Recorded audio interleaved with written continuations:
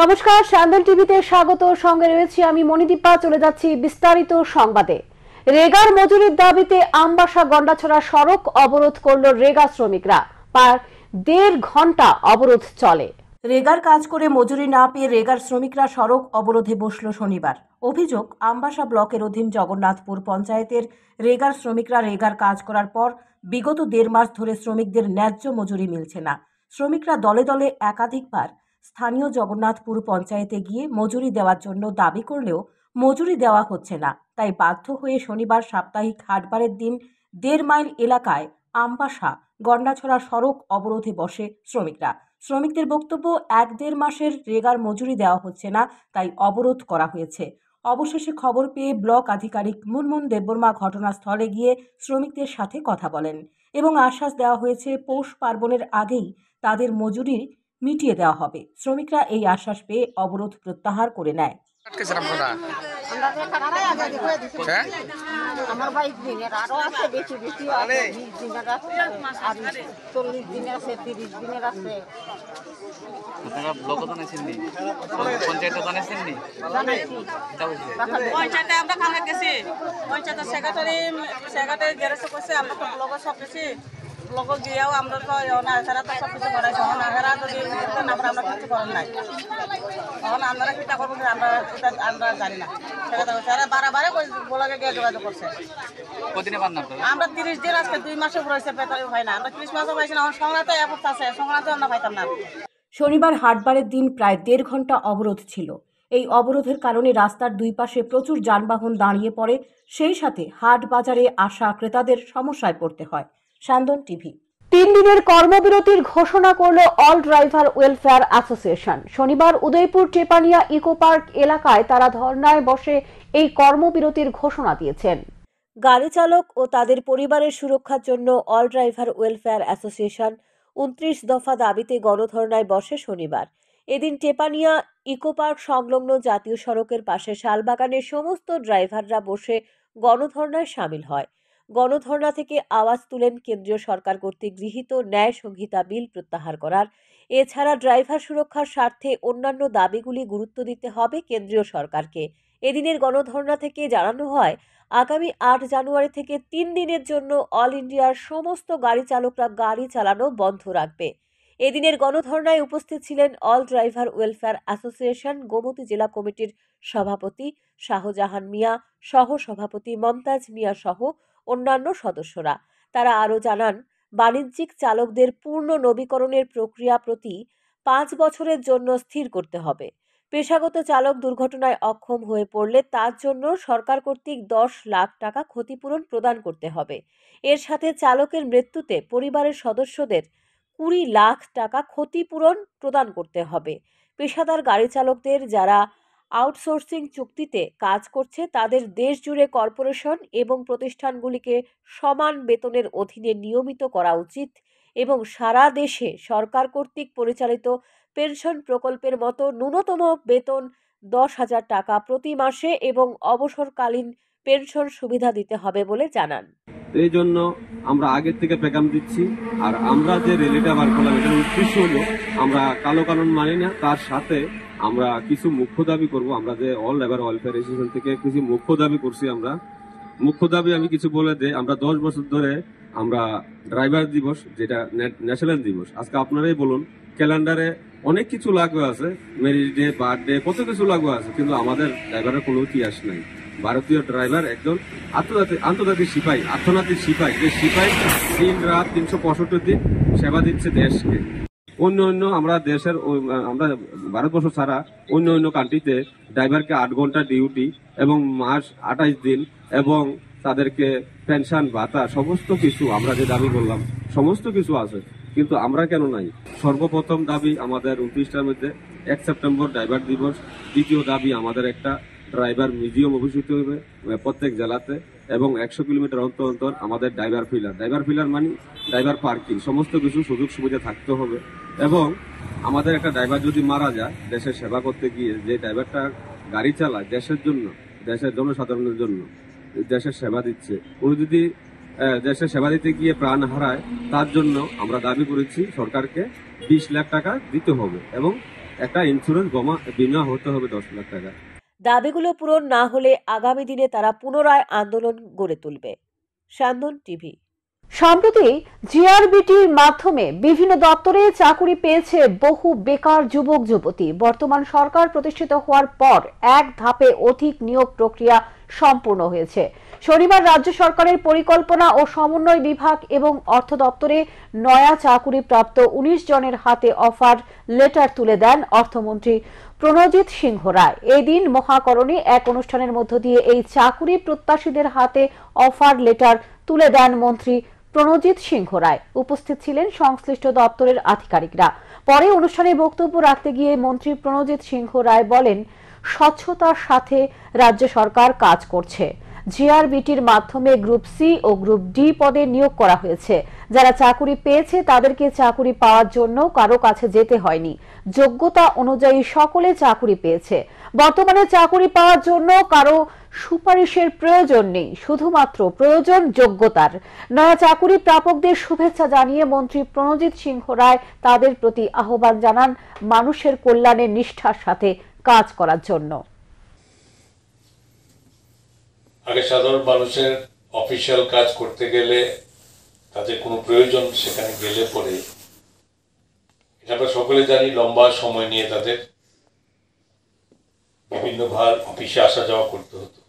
এটা আপনারা সকলেই জানেন, যারা পুরনো যারা অফিসার্স যারা করছেন সবাই জানেন যে আজকে প্রত্যেকটা মানুষের কাছে সরকারের সুযোগ নিয়ে দরজায় পৌঁছে যাওয়ার জন্য সরকার কাজ করছে। প্রতিবারে সুশাসন প্রথম পার্ট শেষ করে আমরা সেকেন্ড পার্টে আমাদের সমস্ত গভর্নমেন্ট অফিসিয়ালস আমরা কাজ করছি। পরিবর্তন এই জায়গাটাই ভাবতে হবে। যারা পুরনো এখনো আছেন তো আপনারা নিশ্চয়ই ফিল করছেন যে আগের যেভাবে সরকারের ভাবনা চিন্তা কাজ করা সেটা সরকারের আমূল পরিবর্তন হয়েছে। কারণ দেশের প্রধানমন্ত্রীজি যেভাবে চাইছেন সারা দেশে কাজ করতে সেটাই আমরা লক্ষ্য রেখে আমাদের সরকারও সেই ব্যাপারে কাজ করছে। আমরা আজকে বিভিন্নভাবে আমাদের গীতিজি বলছিলেন যে এই সুশাসন বা যে বিকশিত ভারত সংকল্প যাত্রা, এটা আমি এত ব্যাখ্যা দেবো না, যেটুকু আমরা বুঝতে পারি এখন কি চাইছি, উদ্দেশ্য কি। আজকে আমরা বিভিন্ন আইটি দপ্তর আমাদের যেখানে গভর্নেন্স বা বিভিন্ন রকম ভাবে যে প্রত্যেক বাড়ি মানে এলাকাতে প্রতিটা 58 ব্লকসের মধ্যে প্রত্যেকটা ব্লকের মধ্যে আমাদের মানে এলাকা যাওয়ার জন্য ভ্যানের মধ্যে। ঘন কুয়াশার কারণে ধর্মনগরে পৃথক দুটি দুর্ঘটনায় আহত 4 জন। ঘটনা শুক্রবার রাতে দমকল কর্মীরা আহতদের উদ্ধার করে হাসপাতালে নিয়ে যায়। ঘন কুয়াশার কারণে ধর্মনগরে শুক্রবার রাতে পৃথক দুটি দুর্ঘটনায় 4 জন আহত হয়েছে। তারা সকলে ধর্মনগর উত্তর জেলা হাসপাতালে চিকিৎসাধীন। প্রথম ঘটনাটি ঘটে রাত 8:30 নাগাদ ধর্মনগরের আইএসবিটি সংলগ্ন এলাকায়। স্থানীয়দের কাছ থেকে জানা যায় তখন TR05T1552 নম্বরের একটি 3 চাকার অটো বাগবাসা থেকে ধর্মনগরের উদ্দেশ্যে আসছিল। এদিকে ধর্মনগর থেকে TR05E7720 নম্বরের একটি বাইক ধর্মনগর থেকে বাগবাসার উদ্দেশ্যে যাচ্ছিল। আইএসবিটি এর সামনে আসতেই বাইক ও গাড়ির মধ্যে মুখোমুখি সংঘর্ষ হয়। সংঘর্ষে বাইক চালক আয়ুষ চক্রবর্তী আহত হয়। তার বাড়ি থানা রোড এলাকায়। অপর আহত যুবক দিগ্বিজয় দাস বাড়ি চন্দ্রপুরে। গুরুতর আহত অবস্থায় দমকল কর্মীরা তাদেরকে উদ্ধার করে উত্তর জেলা হাসপাতালে নিয়ে যায়। তারা দুজন গুরুতর আহত অবস্থায় চিকিৎসাধীন। অটো চালক দুর্ঘটনার পর এলাকা থেকে পালিয়ে যায় বলে জানা যায়। 5 মিনিট আগে একটা কল হয়েছে যে আইএসবিটির সামনে একটা অ্যাক্সিডেন্ট হয়েছে। তো কোথায় অ্যাক্সিডেন্ট হয়েছে? একটা অ্যাক্সিডেন্ট হয়েছে। আমাদের কাছে খবর আসে, তো তৎক্ষণাৎ আমরা ওখানে যাই। কোন জায়গায়? আইএসবিটির সম্মুখে। আচ্ছা, গিয়ে দেখি যে একটা বাইক এবং একটা মালবাহী অটো ফেস টু ফেস সংঘর্ষ হয়েছে। তাতে আমরা একজন ইনজুর্ড পার্সন পাইছি। তার নাম হলো দিগ্বিজয় দাস, বাবার নাম হলো ধনঞ্জয় দাস, বাড়ি চন্দ্রপুর। ওকে আমরা এনে হসপিটাল দিই ট্রিটমেন্টের জন্য। অপর ঘটনাটি ঘটে রাত 10:30 নাগাদ জুরি নদীর উপর ব্রিজে একটি বাইক দুর্ঘটনা ঘটে। দমকল কর্মীরা গিয়ে গৌরাঙ্গ দেব এবং বিশ্বজিৎ মালাকারকে উদ্ধার করে হাসপাতালে নিয়ে যায়। বাইকের নম্বর TR05C6954। আহত দুজন বর্তমানে জেলা হাসপাতালে চিকিৎসাধীন। এখানে ইন্ডিয়ান অয়েলের এখানে যে একটা ব্রিজ আছে, ব্রিজের এখান থেকে আনছি। আমার কাছে কলেজের ইন্ডিয়ান অয়েলের ব্রিজের এখানে একটা অ্যাক্সিডেন্ট হয়েছে। তৎক্ষণাৎ আমরা ওখানে যাই, গিয়ে দেখি যে একটা বাইক রাস্তার মধ্যে পড়ে রয়েছে এবং দুজন মানুষ রাস্তার মধ্যে পড়ে রয়েছে। তো তার মধ্যে একজনের নাম হলো গৌরাঙ্গ দেব, বয়স হইল 42, আর একজনের নাম হলো বিশ্বজিৎ মালাকার, বয়স হইল 30। দুজনের বাড়ি কাকরিপাড়, ওয়ার্ড নম্বর 22। কি অ্যাক্সিডেন্ট হয়েছে? ওই যে একটা বাইক রাস্তার মধ্যে পড়া ছিল, তো ওই বাইকের এই দুজন বাড়িতে যাচ্ছে। বাইকের নাম পাওয়া গেছে? হ্যাঁ, TR05C6954। রাজধানীর প্যারাডাইস চৌমুহনী এলাকায় নেশাগ্রস্ত টমটম চালককে দৌরাত্মে সৃষ্টি হয় চাঞ্চল্য। মদমত্ত টমটম চালক পথচারীদের ধাওয়া খেয়ে এক অটোকে ধাক্কা দেয়। সাথে সাথে স্থানীয়রা ছুটে এসে মদমত্ত টমটম চালক এবং এক মদমত্ত টমটম যাত্রীকে আটক করে ধোলাই দেয়। তারপর তুলে দেওয়া হয় পশ্চিম থানার পুলিশের হাতে বলে জানান অটো চালক বিশ্বজিৎ দেব। তবে অভিযোগ, আগরতলা শহরে এখন সন্ধ্যার পর থেকে পুলিশের দেখা পাওয়া যায় না। পূর্ব থানা এবং পশ্চিম আগরতলা থানার পুলিশ বাবুরা শীত ঘুমে আচ্ছন্ন থাকে, যার কারণে শহরে মদমত্ত যান চালকদের দৌরাত্ম্য বেড়ে চলেছে। ঘটছে যান দুর্ঘটনা। পথচারীরা মদমত্তদের আটক করে থানায় কোনো কারণে পুলিশ এসে অভিযুক্তদের ধরে নিয়ে যায়, কিন্তু শহরে নিরাপত্তার দিকে দুই থানার পুলিশ বাবুদের কোনো ধরনের নজর নেই।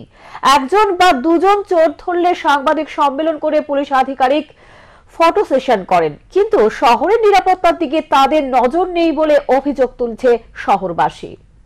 আমার বন্ধুরা কাছে পেচ্ছাপ করতো, তো টমটম পাবলিক দিচ্ছে, দৌড়ান্তি দিচ্ছে, আমাকে উল্টে বেরিয়েছে, সবাই দেখছে। আপনি কোন সাইডে আসছিলেন? আমি আর টমটমটা কোন দিকে যাইতে আসছে? তারা এদিকে আইতে আসলো আর কি, তারা দিচ্ছে পাবলিকে তো দৌড়ান্তি দিচ্ছে, তারা মানে বাইকের বাইরে আইছে আর কি। এরপর টমটম আমাকে উল্টে বেরিয়েছে। টমটম চালকদের দিকে কি মনে হয়েছে? নেশাগ্রস্ত অবস্থা ছিল? আচ্ছা, তারা অনেকটা দৌড়ান্তি দিচ্ছে পাবলিকের। আমিও ভাবছি আমি তো পেঁচা করতে মোবাইল দিতেছি, হাতে আমার কাছে আমি নেমে গেছি, পট করে নেমেছিলাম, আমি তো পেয়ে দেওয়া পট করে দিয়ে পড়ে গেছে, গাড়িটা উল্টে পেয়েছে। আমি ঘুরে আবার সাইড করে যাম, সাইড করে আমাকে তুলো ড্রাইভার থেকে তুলো। টমটমের মধ্যে যে আর একটা লোক আছিল, ও কি নেশাগ্রস্ত অবস্থায়? দেখে কি মনে হয়েছে? আমি শরীর দেখছি, আমাকে দেখতে স্যার, আমি নতুন গাড়ি রং টং করেছি, আমার নিজে গাড়ি দেখছি স্যার, আমার একটু অন্য মনে কি আছে। এখন কি পুলিশ আইসি নিয়ে? হ্যাঁ স্যার, আইসি। তাদের কি আটক করা হয়েছে?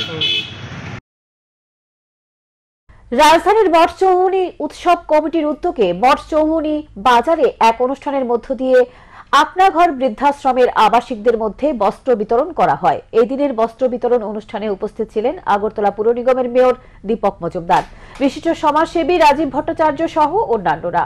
উপস্থিত অতিথিরা আপনা ঘর বৃদ্ধাশ্রমের আবাসিকদের হাতে বস্ত্র তুলে দেন। পরে অনুষ্ঠানে আলোচনা করতে গিয়ে রাজীব ভট্টাচার্য বলেন, মঠচৌমুহনী উৎসব কমিটি উৎসবের আয়োজন করার পাশাপাশি বেশ কিছু সামাজিক কর্মসূচি হাতে নিয়েছে। তারই অঙ্গ হিসেবে কিছুদিন পূর্বে অনুষ্ঠিত হয় রক্তদান শিবির। এই দিন আয়োজন করা হয় বস্ত্রদান কর্মসূচির। এই ধরনের উদ্যোগ গ্রহণ করার জন্য উদ্যোক্তাদের ধন্যবাদ জানান তিনি। 5 দিন ব্যাপী আমাদের মঠচৌমুহনী বাজারে যে গৌরাঙ্গ মহাপ্রভুর হরিনাম কীর্তন অনুষ্ঠান অনুষ্ঠিত হবে, তাকে সামনে রেখে মঠচৌমুহনী বাজার ব্যবসায়ী সমিতি আজকে থেকে 3-4 দিন আগে তারা শুধু হরিনাম সংকীর্তন নয়, পাশাপাশি সমাজের জন্য কিছু কাজ করার জন্য তারা এগিয়ে এসছে। কয়েকদিন আগে এই মহোৎসবকে সামনে রেখে একটি ব্লাড ডোনেশনের আয়োজন করা হয়েছিল। সেখানে রাজ্যের মাননীয় মুখ্যমন্ত্রী, মাননীয় মেয়র থেকে শুরু করে বিভিন্ন স্তরের অতিথিরা এখানে সমবেত হয়েছিলেন। শনিবার কমলপুর হাড়ের খোলা রোবাস্ট ক্লাবের পক্ষ থেকে এক রক্তদান শিবির অনুষ্ঠিত হয়। প্রতি বছর তারা রক্তদান শিবিরের আয়োজন করেন। উপস্থিত ছিলেন ভলেন্টিয়ারি ব্লাড ডোনার অ্যাসোর প্রাক্তন সম্পাদক আইনজীবী শ্যামল দাস, ক্লাব সম্পাদক দেবতোষ ভদ্র, ক্লাব উপদেষ্টা কমিটির সদস্য প্রণব চক্রবর্তী। পরবর্তী সময়ে বক্তারা রক্তদান শিবিরের প্রসঙ্গ তুলে ধরেন। আজ 6ই জানুয়ারি সুভাষ ক্লাব এই রক্তদান শিবিরের আয়োজন করা হয়েছে। এই রক্তদান শিবির আগামী 12ই জানুয়ারি স্বামী বিবেকানন্দের জন্মদিন উপলক্ষে তথা বিশ্ব যুব দিবস উপলক্ষে এই অনুষ্ঠানের কর্মসূচি হিসাবে সুভাষ ক্লাব রক্তদানের শিবির করেছে। সুভাষ ক্লাব আরও অনেক গত 21শে ডিসেম্বর ও করেছিল।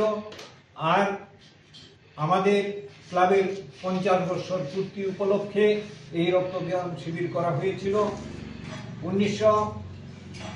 9ই এপ্রিল 2004 ইংরেজি মেগা স্বাস্থ্য শিবিরও সুভাষ ক্লাব করেছে। এটা আমাদের একটা ঐতিহ্য, প্রতি বছরই আমরা এই রক্তদান শিবির করে থাকি, অথবা 2 বছর 3 বছর অন্তর আমরা এই রক্তদান শিবির করে থাকি। এটা ক্লাবের একটা ঐতিহ্য। আগামী 12ই জানুয়ারির অঙ্গ হিসাবে এই রক্তদান শিবির করা হয়েছে। নমস্কার। প্রাণী সম্পদ বিকাশ দপ্তরের উদ্যোগে শনিবার গাভী প্রদর্শনী ও প্রতিযোগিতার আয়োজন করা হয়। প্রাণী সম্পদ বিকাশ দপ্তর ও state veterinary hospital cum polytechnic Abhaynagar Agartala যৌথ উদ্যোগে চন্দ্রপুর নিম্ন বুনিয়াদী বিদ্যালয় মাঠে এই গাভী প্রদর্শনী ও প্রতিযোগিতার আয়োজন করা হয়। 3টি ক্যাটাগরিতে অনুষ্ঠিত হয় এই প্রতিযোগিতা। প্রায় 30 থেকে 40টি গাভী এই প্রতিযোগিতায় অংশগ্রহণ করেন। উপস্থিত ছিলেন state veterinary hospital cum polytechnic অভয়নগরের সুপারিনটেন্ডেন্ট ডক্টর এস দেববর্মন সহ অন্যান্যরা। State veterinary hospital cum polytechnic অভয়নগরের সুপারিনটেন্ডেন্ট ডক্টর এস দেববর্মন সাংবাদিকদের মুখোমুখি হয়ে এই দিনের গাভী প্রদর্শনী ও প্রতিযোগিতার উদ্দেশ্য সম্পর্কে বিস্তারিত জানান। প্রাণী সম্পদ বিকাশ দপ্তরের পক্ষ থেকে রাজ্যিক প্রাণী হাসপাতাল এবং অভয়নগরের পক্ষ থেকে আমরা একটা গ্রুপ প্রদর্শনী ও প্রতিযোগিতার আয়োজন করেছি আমরা স্থানীয় চন্দ্রপুর জেবি স্কুল মাঠে। তো এই প্রদর্শনী প্রতিযোগিতার মধ্য দিয়ে আমরা যারা গবাদি পশু পালন করে থাকেন ওদের কাছে একটা মেসেজ দিতে চাই যে গবাদি পশু প্রতি যাতে আমরা খুব যত্নবান হই এবং সময় মতো ওদেরকে আমরা কৃমির ওষুধ খাওয়াই এবং টিকাকরণ যাতে অবশ্যই করিয়ে থাকি। যেমন আজকের এই ক্যাম্পের মধ্যেও আমরা গবাদি পশুর খুরাপেরা রোগ, যেটা নাকি এফএমডি রোগ, সেটা খুবই দেখা দেয় অনেক সময়। সেটাকে আমরা যাতে ওর থেকে দূরে থাকতে পারি, আমাদের গবাদি পশু সেফ রাখতে পারি, সেই জন্য আজকে আমরা এফএমডি রোগেরও টিকাকরণ করছি। আর আজকে এই প্রতিযোগিতাতে থাকবে গ্রুপ এতে থাকবে আমাদের বকনা বাছুর 6 থেকে 12 মাস বয়সের যে বকনা বাছুরগুলো রয়েছে সেগুলো। আর গ্রুপ বিতে থাকবে 13 মাস থেকে 28 মাস অবধি যে দামড়ি বাছুর, যেগুলো নাকি এখনো দুধ মানে গাভী বাচ্চা প্রসব করেনি, সেই গ্রুপের যে গাভীগুলো থাকবে সেটাকে আমরা নেব।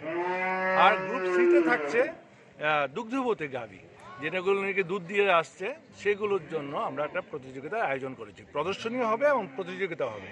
এর মধ্যে দিয়ে কি হয়, আমাদের যে প্রাণী পালক, বিশেষ করে গবাদি পশু যারা পালন করে থাকে, ওদের মধ্যে একটা ইন্সপায়ারেশন হয়, ওদের মধ্যে একটা কম্পিটিশনের ভাব আসে এবং ওরা সবার একজনের ভালো গরুটা দেখে আরেকজন অনুপ্রাণিত হয় এবং তারা চেষ্টা করে যে আমার গাভীটাকে যাতে আমি আরও ভালো করতে পারি। সেই যে একটা মানসিকতা গড়ে তোলার জন্য আমাদের এই আজকের প্রতিযোগিতার যে এবং প্রদর্শনী, সেটা মূল উদ্দেশ্য। এখনকার মতো সংবাদ এখানে শেষ করছি। পরবর্তী সংবাদ দেখবার জন্য চোখ রাখুন সান্দন টিভির পর্দায়। নমস্কার।